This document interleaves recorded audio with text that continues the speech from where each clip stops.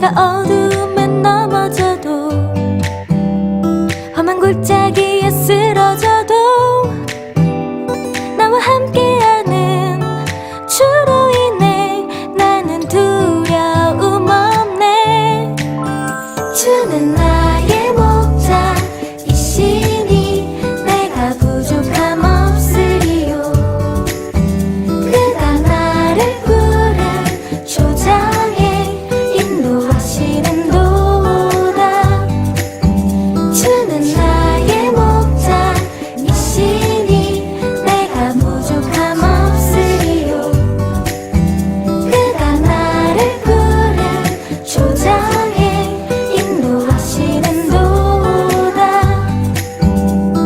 나 주의 집에 살리 영원히.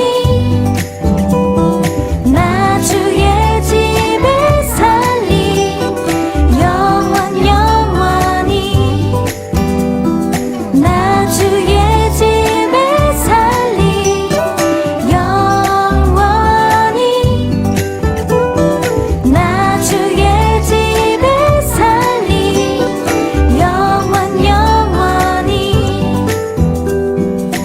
나 주의 집에 살리 영원히. 나 주의 집에 살리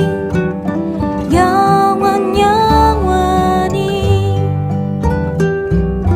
나 주의 집에 살리 영원히. 나 주의 집에 살리 영원히.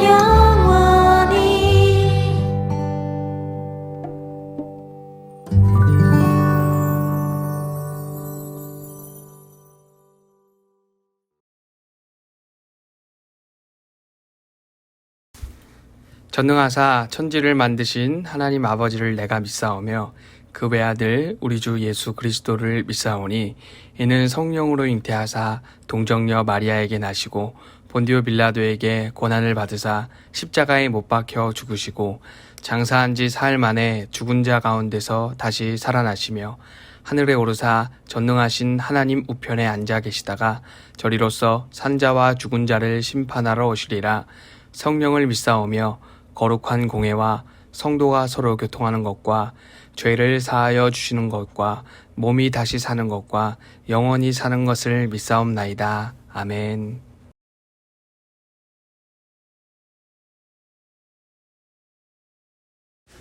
하나님의 말씀 에스겔 37장 14절 말씀입니다.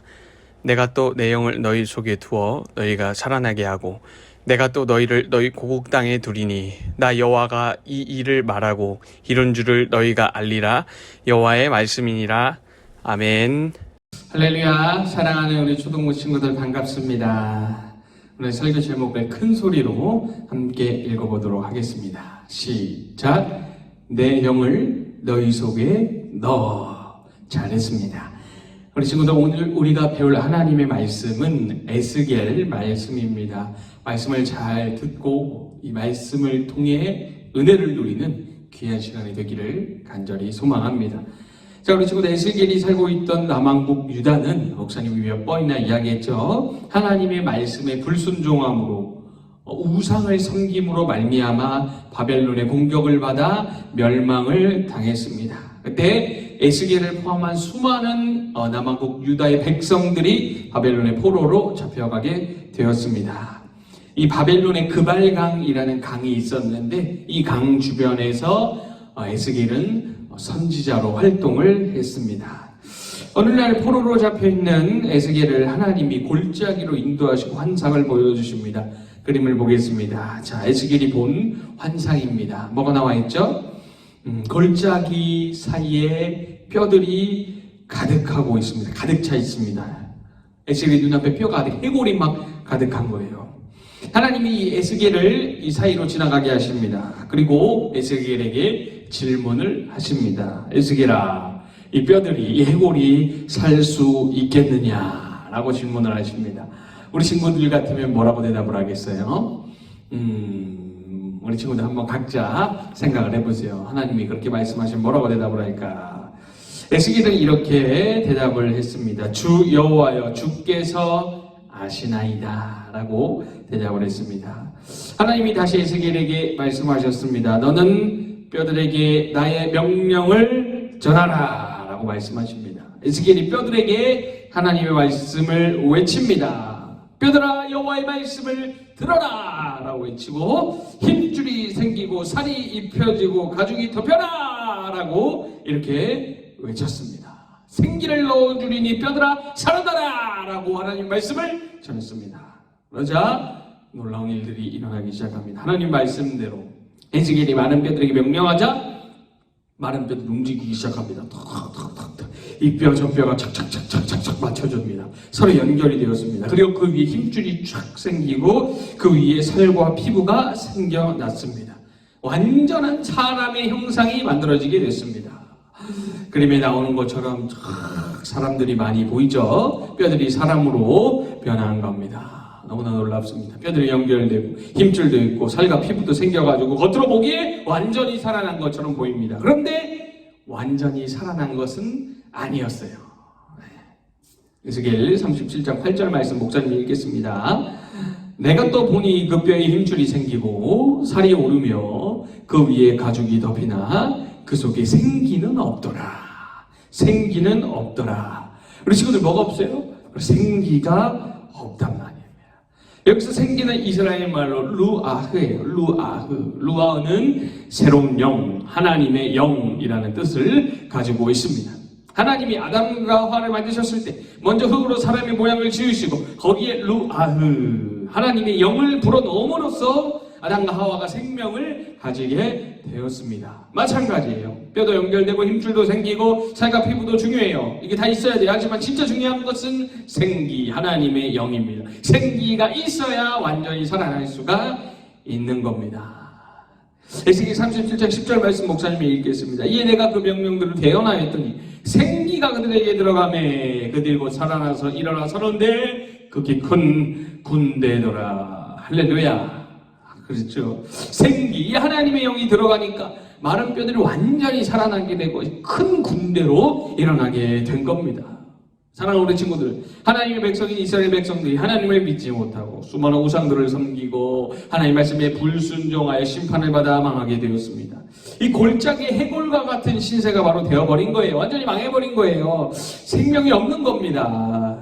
근데 하나님이 이스라엘 백성들을 그 뼈 상태로, 해골 그 상태로 내버려두지 않으시고 뼈를 맞춰주시고 힘줄을, 살을, 피부를 허락하시고 무엇보다 가장 중요한 생기, 하나님의 영을 넣어주셔서 생명을 주시고 하나님의 큰 군대로 만들어 주셨습니다. 할렐루야. 좋아요. 우리 지금 우리도 마찬가지. 우리도 겉으로 보기는 어때요? 멀쩡해요. 살아있어요. 우리 뼈가 다 연결되어 있잖아요. 그죠? 피부도 있고 살도 있고. 하지만 어떻습니까? 죄 때문에 문제가 많아요. 죄 때문에 마른 뼈와 같아, 해결과 같아요. 죽을 수밖에 없는 처지예요. 이런 우리에게 뭐가 필요해요?